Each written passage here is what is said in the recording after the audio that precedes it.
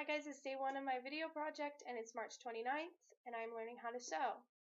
I got Sewing for Dummies by Jan Saunders Maresh, and I have basically looked through this book, found the important pieces, and I have highlighted sections that I really want to work on.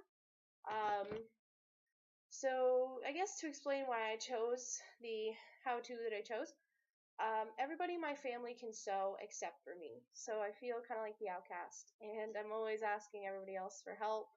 Like if I'm making a costume, I always have to have my mom or my sister help me sew it, or make them sew it for me because I'm a jerk.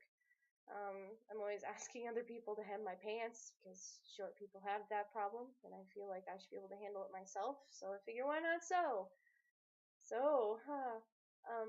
I'm gonna be starting with picking a pattern and a fabric at Joann's today, and then after that I'm going to be using the pattern and the fabric to actually make a garment, and after that I'm going to be adding buttons, zippers, pockets, bows, just other things that they include in the book, like little how-tos, and hopefully by the end of the project I'll be able to show you guys a finished product, and hopefully it won't be really ugly, and hopefully throughout this thing I'll get more pins and needles in the fabric than myself.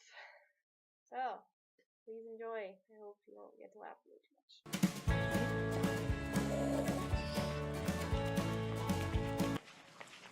Hey guys, it's April 2nd, and this is my first progress report.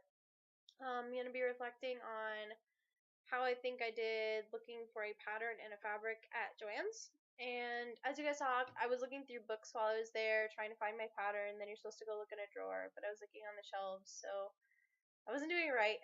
So I guess reflecting on that, I didn't know what I was doing going into it, and the book didn't really help me looking for a pattern. And when I was looking for a fabric, I think I didn't know what sections were what, and the place was kind of weird to navigate, and I didn't know what different fabrics were called or what they would act like. So I was a little lost there. So the book, in all honesty, was not helpful for this section of my project, but I did end up asking my mom and my sister to help me find a pattern and a fabric because they are veterans when it comes to this stuff. So they told me their suggestion was to go to Goodwill and to get a pattern. So I got a 69-cent pattern, which is a lot cheaper than, if I were to be at Joann's, it would be $5, $10, $15, Lord knows.